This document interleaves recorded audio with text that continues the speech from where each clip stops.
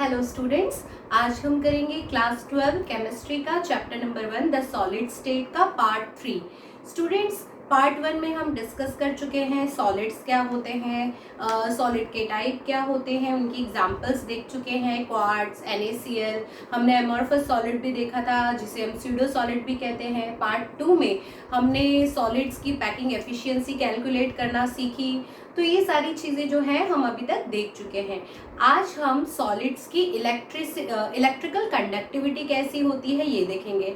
तो अभी तक जहाँ भी हमें समझ में आया है, हमें ये पता है कि लोअर स्टैंडर्ड से हम ये सीख कर आए हैं कि जो 3 तरह के कंडक्टिविटी शो करने वाले एलिमेंट्स होते हैं। एक होते हैं कंडक्टर्स, एक होते हैं इंसुलेटर्स, एक होते हैं सेमीकंडक्टर्स। तो स्टूडेंट्स, कभी सोचा है कि कंडक्टर्स क्या होते हैं, सेमीकंडक्टर्स क्या होते हैं, इंसुलेटर्स क्या होते हैं? पढ़े पढ़ाए रटे रटाए डेफिनेशंस के हिसाब से हम ये समझते हैं कि मेटल्स जो है वो गुड कंडक्टर ऑफ इलेक्ट्रिसिटी है, नॉन मेटल्स जो है वो very poor conductors of electricity हैं, और इंसुलेटर्स जो है वो कभी कभी तो कंडक्टिविटी शो करते हैं। तो ये किस बेसिस पे ये कंडक्टिविटी शो करते हैं, ये पूरा का पूरा आज हम सीखेंगे। तो सबसे पहले हम इनकी रेंज देख लेते हैं, जो कि आपके एग्जाम में 100% आएगी। आपके पीरियोडिक टेस्ट में आ सकती है, आपके फर्स्ट एग्जाम में आ सकती है, और बोर्ड एग्जाम में भी आ सकता है 100%, और ये 2 मार्क के क्वेश्चन में आ सकता है। तो सबसे पहले हम देख लेते हैं कि कंडक्टर्स,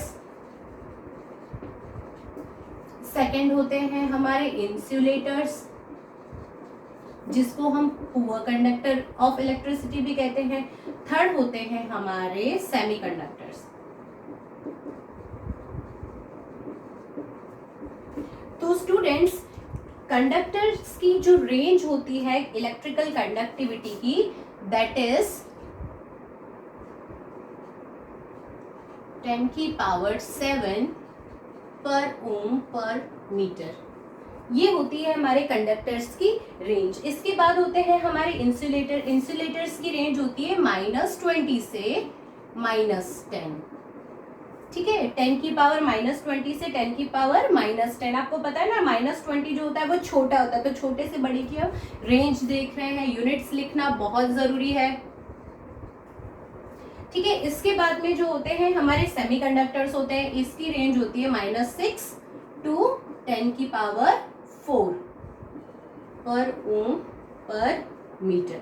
तो अब ध्यान से देखिए स्टूडेंट्स, इसमें कंडक्टर्स की कंडक्शन रेंज ये होती है, इंसुलेटर की जो पुअर कंडक्टिविटी होती है उसकी रेंज ये होती है। नेगेटिव रेंज चल रही है, मतलब क्या कर रहा है, ऑब्वियसली इलेक्ट्रिसिटी को क्या कंडक्ट कर ही नहीं रहा। इन सेमीकंडक्टर्स जो हो रहे हैं वो कुछ नेगेटिव में है और कुछ पॉजिटिव में है। तो अब यहाँ पे ध्यान से देख लीजिए कि जिनकी रेंज 10⁻⁷ ओम होती है पर ओम पर मीटर, ये जो होते हैं गुड कंडक्टर ऑफ इलेक्ट्रिसिटी होते हैं।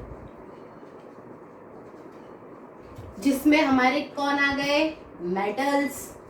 ठीक है, इसके बाद में कौन आ गए, हमारे इंसुलेटर्स में आ गए semi metals, sorry non metals.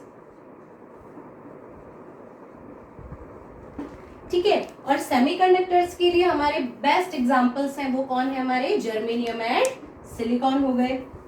तो स्टूडेंट्स, ये हमने जान लिया कंडक्टर्स के बारे में, इंसुलेटर्स के बारे में, सेमीकंडक्टर्स के बारे में। अब देखते हैं कि हमारे ये जो कंडक्टर्स, सेमीकंडक्टर्स और इंसुलेटर काम कैसे करते हैं। अब स्टूडेंट्स, हम देख लेते हैं कि ये कंडक्शन होता कैसे, यानी कंडक्टिविटी होती किस बेसिस पे है।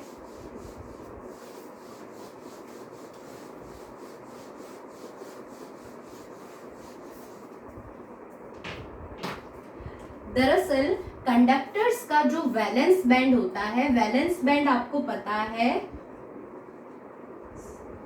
बैंड, इसको हम VBB कह सकते हैं। वैलेंस बैंड का मतलब होता है कि वो एरिया जहां पे आउटर मोस्ट ऑक्टेट के इलेक्ट्रॉन्स, यानी जो फ्री इलेक्ट्रॉन्स होते हैं, वो क्या करते हैं, घूम रहे होते हैं। और जो हमारा कंडक्शन बैंड है, मैं इसको अलग कलर से बना देती हूँ ताकि आप डिफ्रेंशिएट कर सको।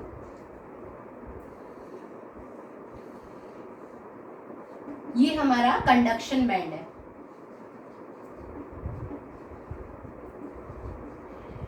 कंडक्शन बैंड मतलब अगर जैसे ही इसके अंदर इलेक्ट्रॉन्स टच हो गए, वो जो भी एलिमेंट है, तो वो क्या करेगा, इलेक्ट्रिकल कंडक्टिविटी शो करेगा।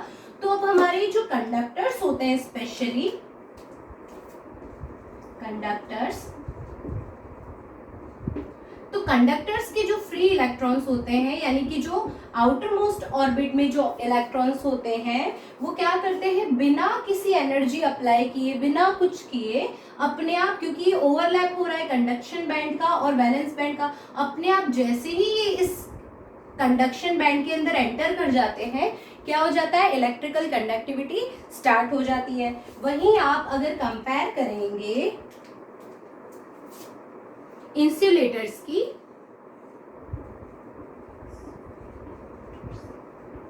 तो इंसुलेटर का जो वैलेंस बैंड होता है और कंडक्शन बैंड होता है,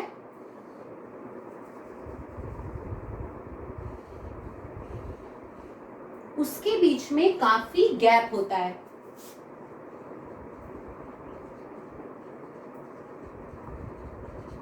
और इस गैप को हम क्या बोलते हैं स्टूडेंट्स, एनर्जी गैप कहते हैं।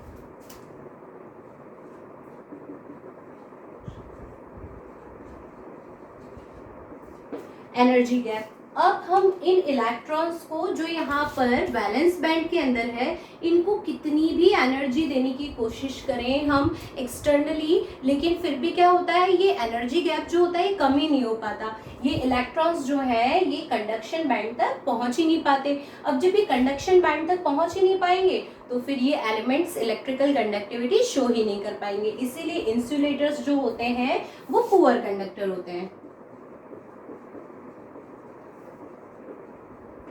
ठीक है, तो अब आपको समझ में आ गया कंडक्टर्स कैसे होते हैं, इंसुलेटर्स कैसे होते हैं। कंडक्शन जो होते हैं, कंडक्टर्स जो होते हैं, वो ऐसे एलिमेंट्स होते हैं जिनके वैलेंस बैंड और कंडक्शन बैंड आपस में ओवरलैप किए होते हैं, बिना किसी एक्सटर्नल एनर्जी के। ये क्या होते हैं, इलेक्ट्रॉन्स कंडक्शन बैंड में पहुंच जाते हैं और इलेक्ट्रिसिटी को कंडक्ट करने लगते हैं। वहीं दूसरी तरफ हमारे इंसुलेटर्स जो होते हैं, इनकी वैलेंस बैंड और कंडक्शन बैंड के बीच में बहुत ज़्यादा एनर्जी गैप होता है, और बहुत ज़्यादा एनर्जी गैप को हम एक्सटर्नली एनर्जी सप्लाई भी करें, फिर भी उस लेवल तक कम नहीं हो पाता एनर्जी गैप, और इसीलिए इलेक्ट्रॉन्स जो है कंडक्शन बैंड तक नहीं पहुंच पाते और ये इलेक्ट्रिकल कंडक्टिविटी शो नहीं कर पाते।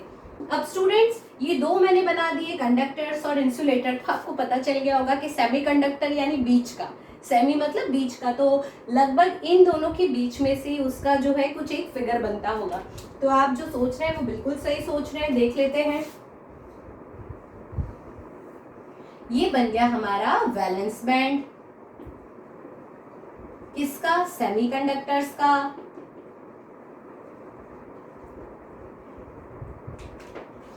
और ये है हमारा कंडक्शन बैंड, मैं सीबी लिख देती हूँ। अब सेमीकंडक्टर्स का जो कंडक्शन बैंड और वैलेंस बैंड के बीच का एनर्जी गैप होता है स्टूडेंट्स, वो बहुत ही कम होता है। तो अगर हम एक्सटर्नल एनर्जी सप्लाई कर रहे हैं तो ये जो है अंतर काफ़ी कम हो जाता है, और इसके कारण क्या होता है, ये जो सेमीकंडक्टर्स होते हैं ये हमें इलेक्ट्रिकल कंडक्टिविटी शो करते हैं। देखिए इसका एनर्जी गैप कितना कम है। ठीक है, तो आई होप अब आपको समझ में आ गया होगा बहुत अच्छे से कि क्यों कंडक्टर्स जो होते हैं वो कंडक्शन करते हैं, इलेक्ट्रिसिटी को कंडक्ट करते हैं, क्यों इंसुलेटर्स जो होते हैं वो इलेक्ट्रिसिटी को कंडक्ट नहीं करते चाहे कितनी भी एनर्जी लगा लो, और क्यों सेमी मेटल्स जो हैं वो थोड़ी सी एनर्जी अप्लाई करने पर कंडक्शन जो है वो शो करते हैं। आपको ये याद रखना है कि 2 से 3 मार्क्स में ये क्वेश्चन आ सकता है। स्टूडेंट्स, अब जो मैं आपको टॉपिक बताने वाली हूँ दैट इज डोपिंग। डोपिंग जो है ये 3 मार्क्स के क्वेश्चन में 2020 बोर्ड एग्जाम में आया है, और ये बहुत ही इंपॉर्टेंट क्वेश्चन है। कुछ नहीं, बेसिकली बहुत आसान है। आप जैसे ही अभी मैं सिखाऊंगी आप सीख जाएंगे, और इसको अच्छे से समझ लीजिएगा। सिर्फ समझना ही, और कुछ नहीं करना है। आपने आज तक सुना होगा कि ओलंपिक्स में या ऐसे कई गेम्स में डोप टेस्ट करवाए जाते हैं। डोप टेस्ट का मतलब ही क्या होता है, डोपिंग का मतलब होता है मिलावट। अब डोप टेस्ट से ओलंपिक्स का या गेम्स का क्या लेना देना। तो स्टूडेंट्स, खिलाड़ी होते हैं वो क्या करते हैं, अपनी बॉडी के अंदर ऐसे ड्रग्स को ले लेते हैं। ड्रग्स मतलब जो भी केमिकल्स हैं, अगर अच्छा हमारी बॉडी पे इफेक्ट करते हैं तो हमारे लिए वो मेडिसिन हो जाते हैं, बुरा करते हैं तो वो हार्मफुल ड्रग्स हो जाते हैं। तो वो ऐसी चीज़ें अपनी बॉडी में इंटेक करते हैं, अल्कोहल हो गया या ऐसी चीज़ें, हार्मोन्स, तो क्या होता है उनकी एनर्जी ज़्यादा हो जाती है और वो पर्टिकुलर गेम्स के टाइम पे बहुत अच्छा परफॉर्मेंस कर पाते हैं। तो उसी तरह से केमिस्ट्री में भी, आपके फिजिक्स का भी बहुत इंपॉर्टेंट टॉपिक है डोपिंग वर्ड। डोपिंग का मतलब होता है इम्प्योरिटी का ऐड करना।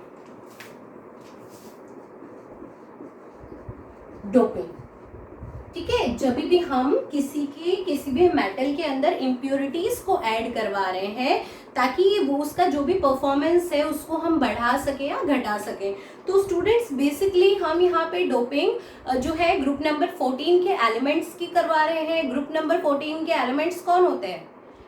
ग्रुप नंबर 14 के एलिमेंट्स होते हैं, कहे सीता जी सुनो प्रभु, ये होता है ना silicon, carbon, silicon, germanium, ten और लीड। हम बेसिकली इनकी बात कर रहे हैं, इन दोनों की। क्यों? ये दोनों हमारे सेमीकंडक्टर्स हैं। तो ये दोनों ग्रुप नंबर 14 के एलिमेंट्स है और ग्रुप नंबर 14 के एलिमेंट्स होने के साथ साथ इनके आउटर मोस्ट ऑर्बिट में कितने इलेक्ट्रॉन्स होते हैं? तो 4 इलेक्ट्रॉन्स होते हैं। तो ये क्या करेंगे, किसी के साथ में भी आपस में 4 कोवेलेंट बॉन्ड बनाते हैं। अब सेमीकंडक्टर होने के नाते ये जो है तभी कंडक्टिविटी शो कर पाएंगे जब हम इनको ऐसे एलिमेंट्स के साथ में इनका बॉन्डिंग करवाएं जो इनको क्या दें, एनर्जी दें। तो हम क्या करेंगे, इनके अंदर इम्प्योरिटी ऐड करवाएंगे। अब इम्प्योरिटी अगर हम लोग 2 तरह की होती हैं, एक होती electron rich, electron rich impurity. अब इलेक्ट्रॉन रिच यानी जिसके अंदर इलेक्ट्रॉन्स ज्यादा है। तो इलेक्ट्रॉन्स ज्यादा इसमें कब आएंगे, जब हम ग्रुप नंबर 15 के एलिमेंट्स का इनके साथ में कोवेलेंट बॉन्ड बनवाएं। ग्रुप नंबर 15 के कौन से हो गए, नपास, सब बिकारी, ये होता है ना नाइट्रोजन, फॉस्फोरस। तो हमारे फॉस्फोरस और आर्सेनिक, अगर इन दोनों एलिमेंट्स को हम इनके साथ में डोप करवाते हैं तो ये क्या करते हैं, इलेक्ट्रॉन रिच इम्प्योरिटी का एग्जाम्पल बनते हैं। अब सिलिकॉन और फॉस्फोरस हो गया। अब फॉस्फोरस के पास में जो होते हैं आउटर मोस्ट में 5 इलेक्ट्रॉन्स होते हैं। अब 5 इलेक्ट्रॉन्स होते हैं, सपोज ये 4 का कोवेलेंट बॉन्ड बना भी लेंगे तो ये वाला जो है हमारा क्या हो जाएगा, एक एक्स्ट्रा हो जाएगा। और एक्स्ट्रा इलेक्ट्रॉन क्या करेगा, पूरे सॉलिड में इधर उधर भागता रहेगा। अब जब ये इलेक्ट्रॉन इधर उधर भागता रहेगा तो इलेक्ट्रॉन का काम ही क्या होता है, flow of electron means flow of electricity, यानी इलेक्ट्रिसिटी कंडक्ट होने लग जाएगी। तो इस तरह से हम इसे इलेक्ट्रॉन रिच इम्प्योरिटी कहते हैं और ये डोपिंग के काम आता है। दूसरा हमारा होता है that is electron deficient, electron deficient impurity. Deficient का मतलब क्या होता है स्टूडेंट्स, कमी। अब ऐसे एलिमेंट्स के साथ में जब हम डोपिंग कराएंगे सेमीकंडक्टर्स का, जिन दोनों के मिलने से क्या हो जाएगी, इलेक्ट्रॉन की कमी हो जाएगी। पहले जितने थे एकदम प्रिसाइज भी नहीं है, जितने चाहिए थे उतने भी नहीं है। यहाँ पे देखो ग्रुप नंबर 15 में कैसा था, 4 चाहिए थे 5 थे, इलेक्ट्रॉन रिच था।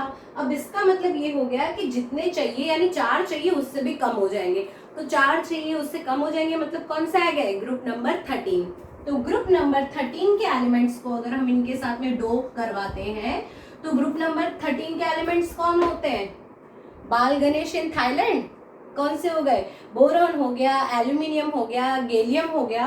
तो जब हम इनका सपोज एल्यूमिनियम ले लिया मैंने, तो मैं जब सिलिकॉन को एल्यूमिनियम के साथ में डोप करवाऊंगी तो कितने होते हैं इसके पास में, 3, इसके पास में कितने हैं, 4। तो देखो ये 2 जो हो गए, ये भी हो गया, ठीक है। अब ये 1 बच गया।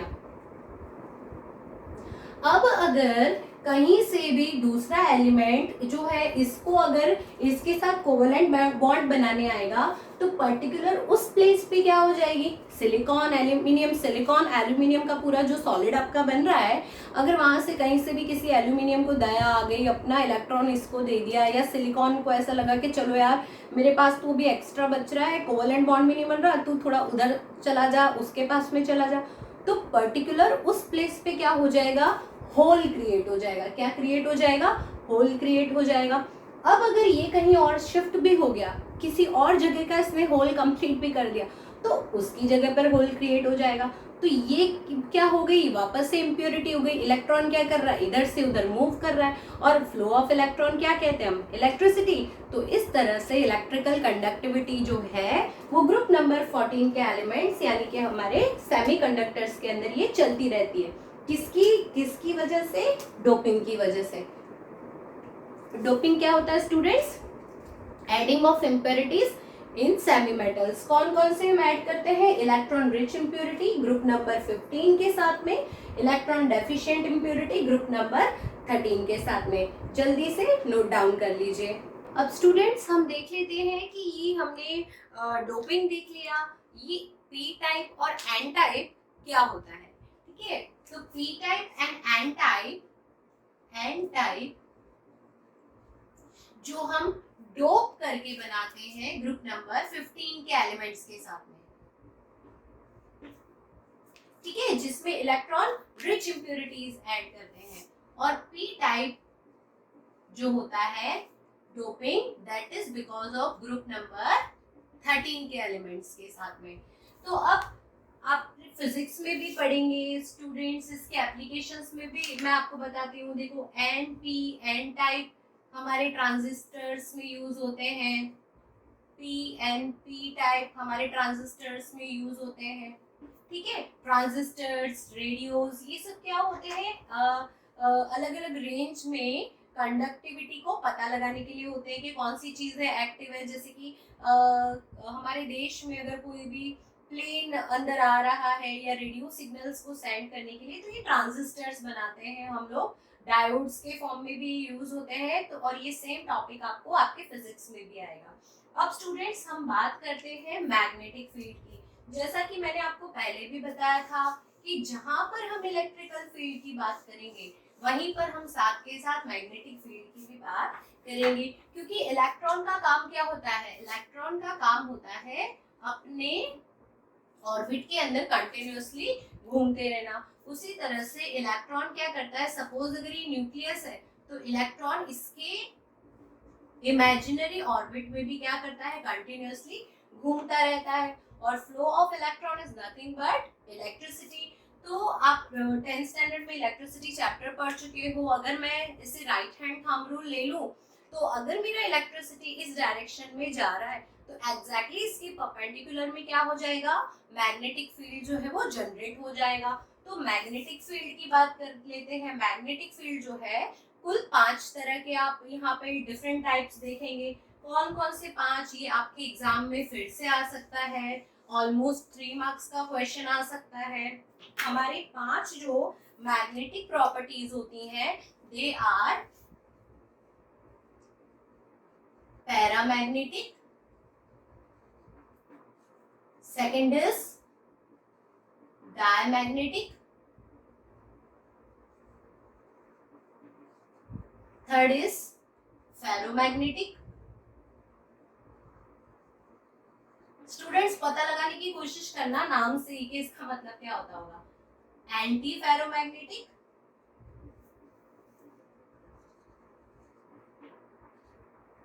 एंड फेरीमैग्नेटिक।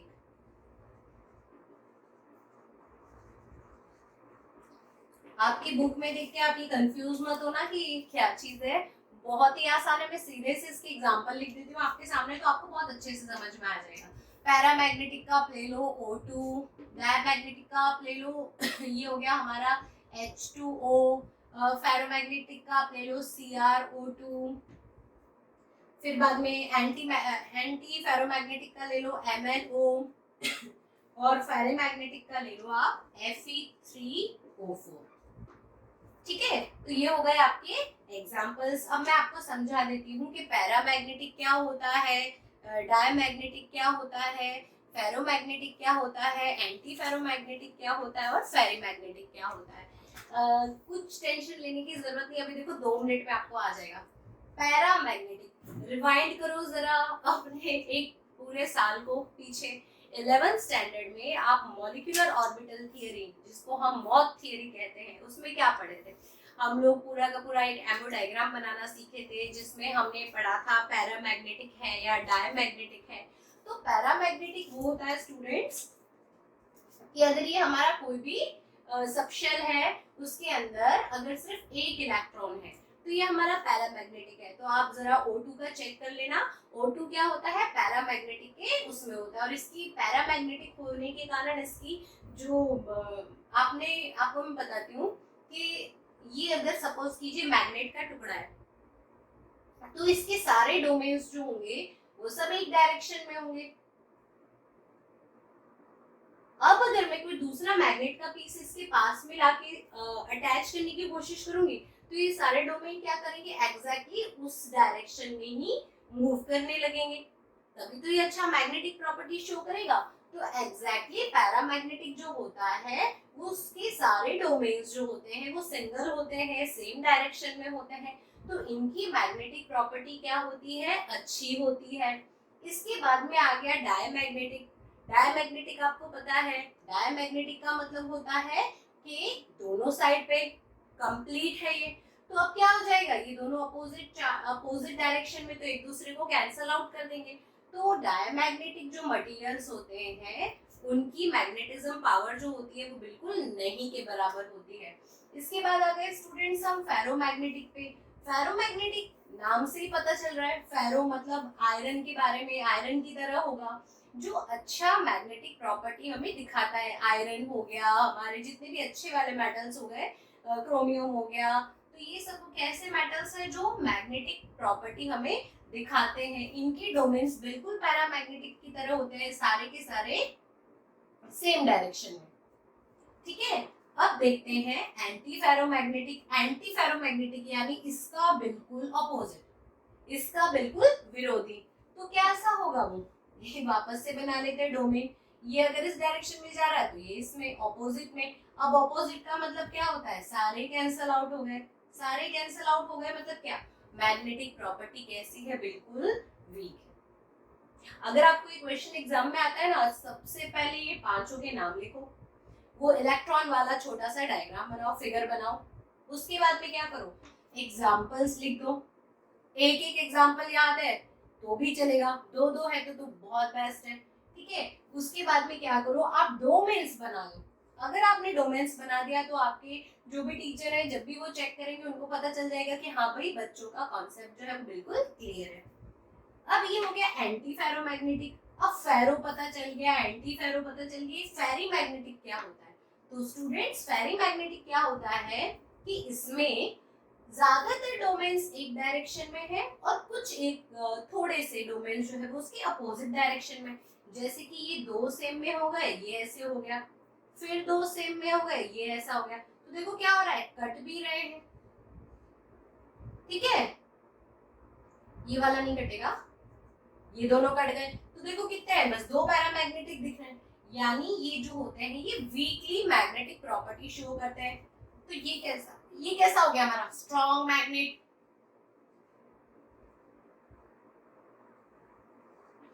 ये स्ट्रॉन्ग मैग्नेटिक प्रॉपर्टी शो करेगा। पैरामैग्नेटिक ये क्या प्रॉपर्टी शो ही नहीं करेगा, नो मैग्नेटिक प्रॉपर्टी, या फिर हम लिख सकते हैं वीक मैग्नेटिक प्रॉपर्टी।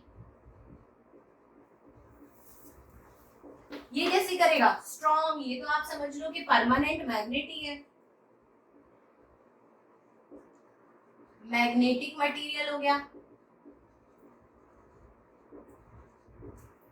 फिर एंटी फेरोमैग्नेटिक क्या है, वीक या फिर नहीं। और ये कैसा हो गया, फेरी मैग्नेटिक भी वेरी वीक हो गया।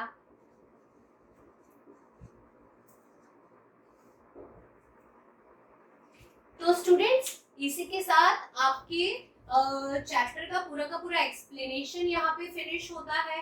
अब बात रह गई न्यूमेरिकल्स की, इंडेक्स क्वेश्चंस की, तो इसके बाद वाली वीडियो में मैं आपको वो न्यूमेरिकल्स बोर्ड पे करवाऊंगी। ठीक है, तब तक आप ये सारे नोट्स को अपनी एनसीईआरटी के टेक्स्ट बुक में से भी एक बार अच्छे से पढ़ लो और उसको साथ के साथ तैयार करते रहो। अगर आप साथ के साथ तैयार करते जाओगे तो आपको ये 12th स्टैंडर्ड बहुत ही ज्यादा इजी लगेगा।